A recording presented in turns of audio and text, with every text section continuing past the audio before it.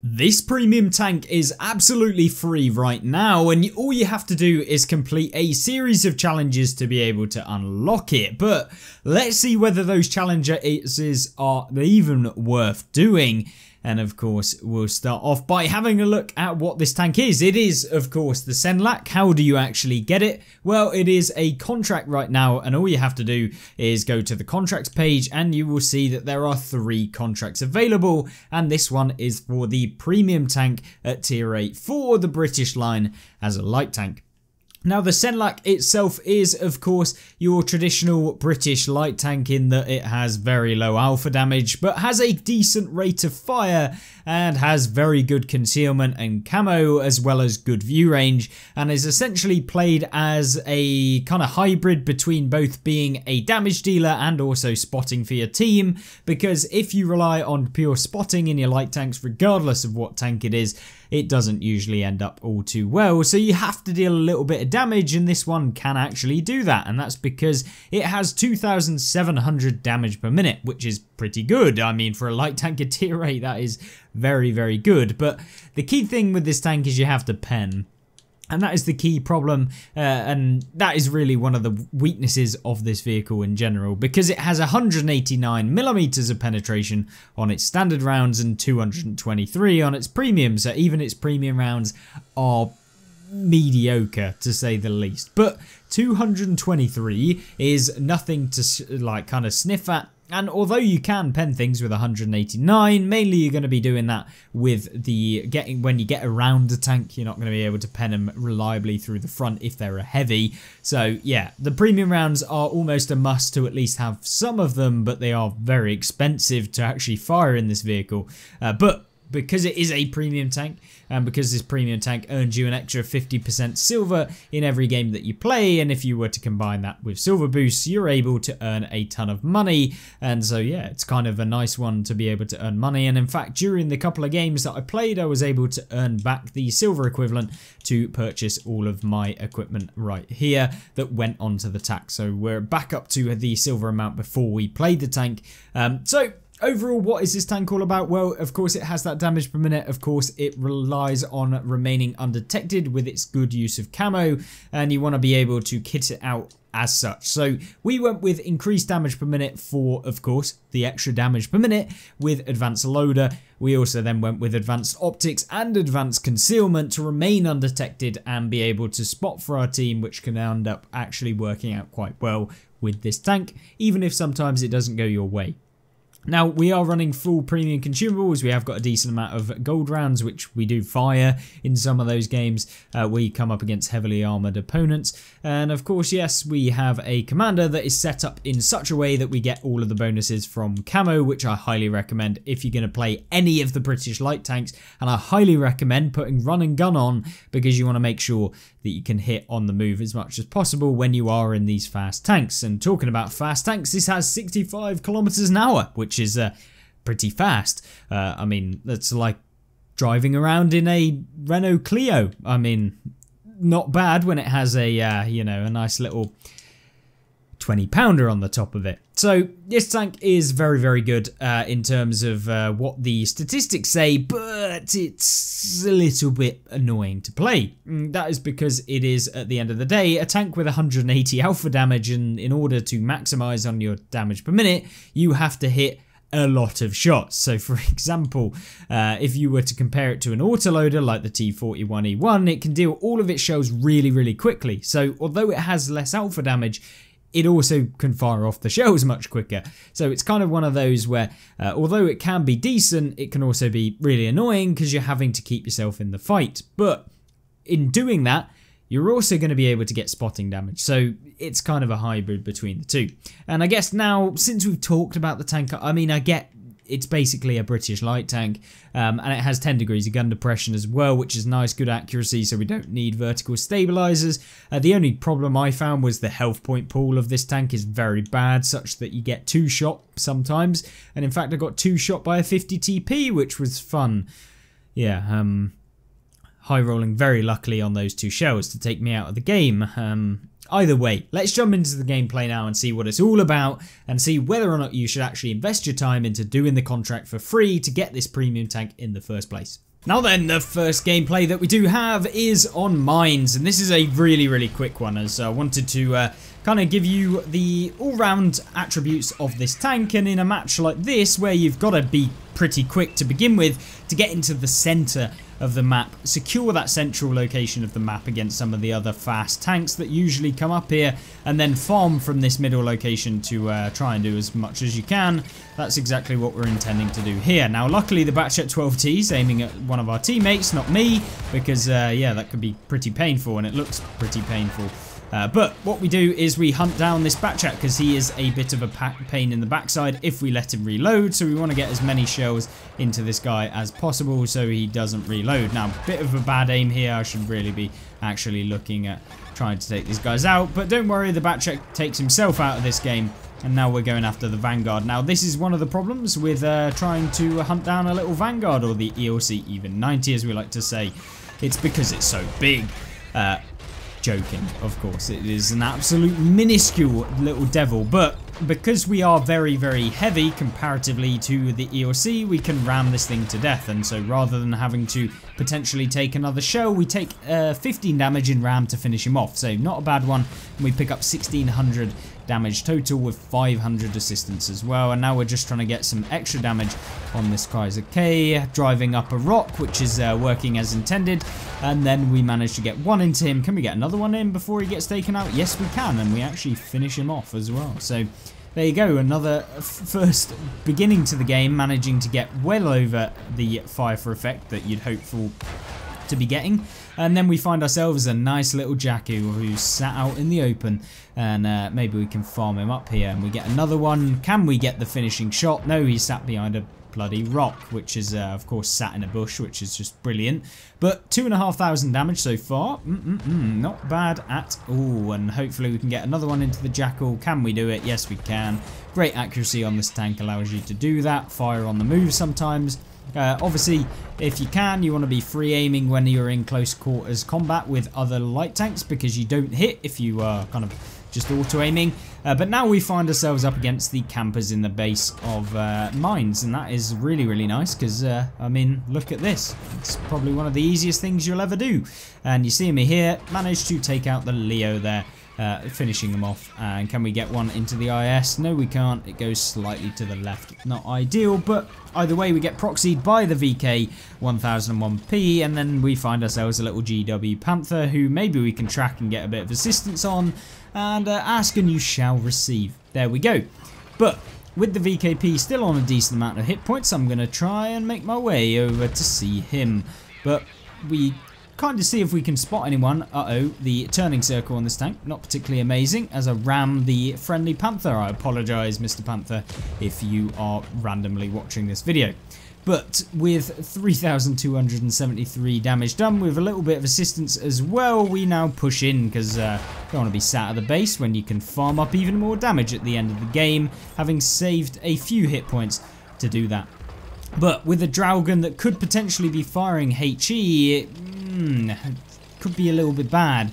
And we are spotted here, I don't know what it is, and of course we could get double tapped by both the Draugen and the 416, which would not be fun whatsoever. So instead we decide to go after the Draugen, single him out, get one into the back of him. He's now going to try and turn for us, but we're just going to go straight past him. He then has no chance of being able to hit us, and then we get a little bit of assistance on the Object 416, who gets taken out by the artillery. So a very quick game of World of Tanks, but we did pick up 5,000 combined damage and picked up 1,900 base XP in 4 kills as well. So a really good game to begin with in this tank, and picked up 350,000 silver with a double silver bonus in this tank.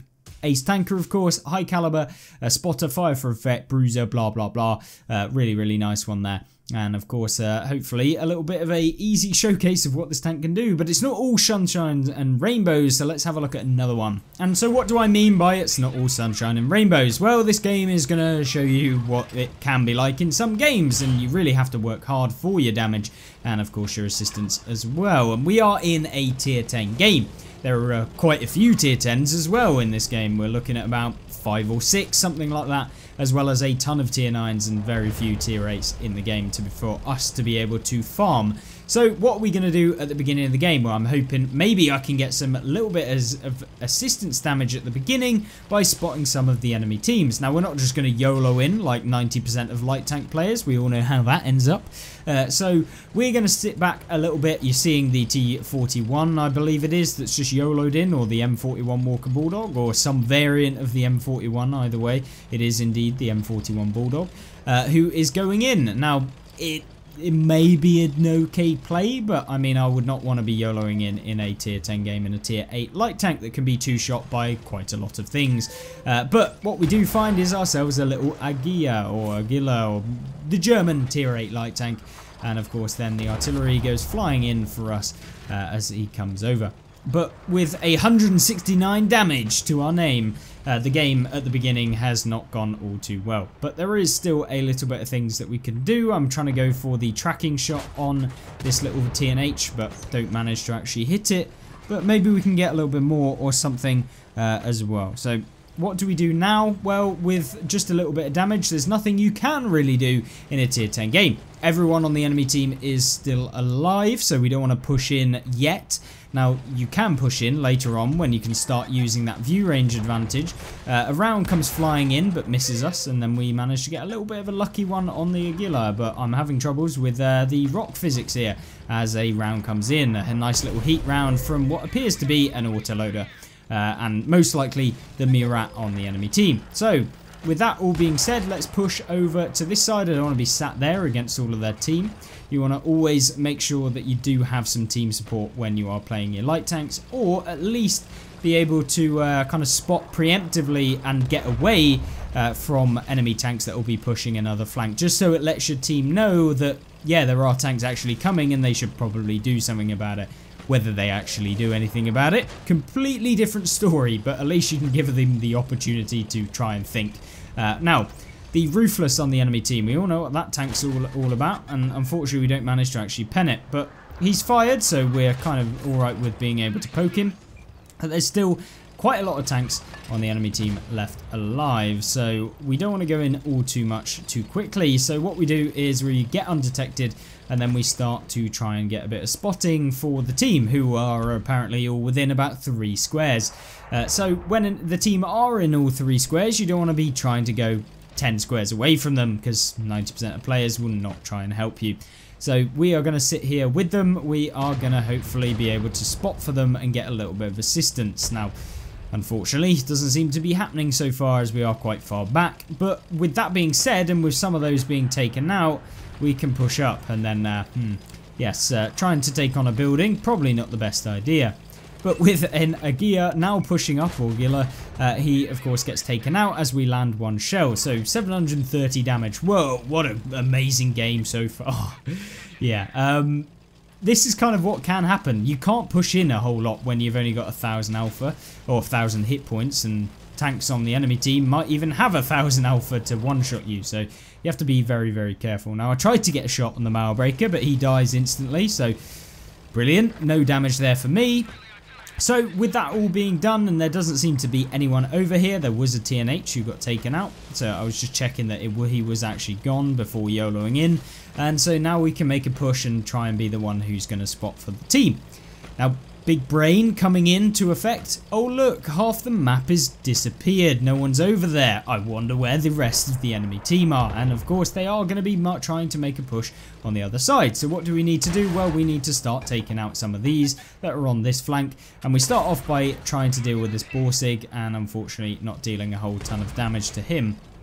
But slowly withering up that hit point total that we've dealt to the enemy team, and we've also remained on a decent chunk of hit points, so not a bad one. And I mean, you know, we could get there within this game, and doing so we actually spot an Object 257 on the enemy team, who we subsequently track, but it is a 257, and when you've got 220mm of penetration, brilliant. Why didn't we load the gold rounds? Oh wait, we've got them loaded. And the only place we can hit it and pen is in the cupola, or if he angles up, we can maybe deal a little bit of damage. So, Big Brain plays coming in. Hang on a minute. I've got a few teammates. Maybe they might be able to pen this guy. So we lock down the tracks of Mr. Sao X Legend here and then try and go for a shot into the tracks to keep them locked down, and then a shot into the cupola, hoping to actually hit it. It's going very well so far, other than that we've actually locked him down, and hopefully we'll be able to get a little bit of damage on this guy. We then managed to track him again. Then we're going to try and actually go for that lower plate because he's angled up and it should be easier to pen. And then he gets taken out. So a nice little bit of assistance added on to the tally so far, as well as getting a bit more damage. This is a sort of playstyle, although very boring, that the Senlac actually offers when you get into these tier 10 games. Of course, being the worst matchup that you can deal a little bit of damage from here time to time, but you have to be very, very careful. And this tank is not an easy one to kind of get the hang of if you're a brand new player, and certainly if you're a brand new player to light tanks, as it is quite tall as well, which is a little bit annoying, since you can basically be seen over a lot of ridge lines even when using the 10 degrees of gun depression that you get. But Mr. 780, thinking that he's a big brain player, is of course just waiting behind the rock and kind of holding back. Now, I'm kind of thinking this is a bit boring. This is a bit of a weak game, only 1300 damage. So yeah, let's try and actually do something and make a bit of a play. Now, I try and go towards the Ruthless here, go in with the auto aim, but I'm sure that if I went in, I could get YOLO'd by someone. So I didn't want to lose the game, and then we could potentially lose this game as well. So instead, I come over here, we then try and go for a shot on the SU-12254, which we don't manage to actually pen. But now that we're over here, we're actually the one spotting for the team, which is very, very nice. And then in doing so, we actually track the 780 when aiming for a completely different tank, and then we go in for the track on the Murat as well as penning. Bit more assistance here. And this is where you want to be, just basically YOLOing, farming up some of these tanks, and you're seeing here the Object 780 just thinking he's a giga and ends up getting farmed pretty hard. So not looking all too good for me. I've literally a one-shot to all of them. So rather than sitting here when all of the team are just closing in, let's try and find out where this Murat on the enemy team is, the last medium tank that was spotted in this game. Now, as I push up here, I'm hoping I can get a shot on the little SU-12254, but apparently my driving since playing World of Tanks PC has gone downhill, and I am literally crashing into hills. Yeah, not great, but maybe we can get another one, and of course the lucky auto-aim across the map manages to hit rather than some of our fully aimed shots this game, so I can't complain all too much, and we've managed to bring back a pretty shoddy game into a decent one. With 2000 damage and 2000 assist. I'm trying to go for a shot here on the Murat. We need to make a very, very wide berth as he comes YOLOing in towards us, and rather than kind of make our way the other way, we kind of double bait him into coming this way. Maybe we can avoid his shell. And rather than kind of going around that way, we then try and move over here, but I get kind of scuffed by the aim, and then somehow he manages to hit us around a very slim shot. I'm assuming that he was actually using the free aim, which is surprising, as if he was auto aiming there, it probably would never have hit. But either way, we get another shot of damage. Could have literally farmed that guy so much more, but unfortunately he's going to be fully reloaded, and we were a one shot, so whatever we did, it was unlikely that it was going to work, but we wanted the extra damage nonetheless, and we pick up 4k combined. So not a bad game whatsoever, and hopefully that gives you a little introduction to the Senlac itself. And if you have any questions, or you think that the Senlac is absolutely terrible and you shouldn't go for the contract, then let me know in the comment section down below. But for my own opinion of this tank, I find it interesting, fun, but it's not a competitive tank, and it is rather difficult to make work all of the time. And although I had multiple 3.7k damage games, we found it a little bit difficult to push past that and also be able to deal with tier 10 games in this vehicle, which I'm sure 90% of people will probably agree. Other than that, hopefully you enjoyed. If you did, make sure to like it and check out tomorrow's video that's coming, and maybe even a little stream for you guys as well. So I'll do a little double upload. Other than that, I'll see you in the next one. Have a great rest of the day, and I'll see you there. Goodbye.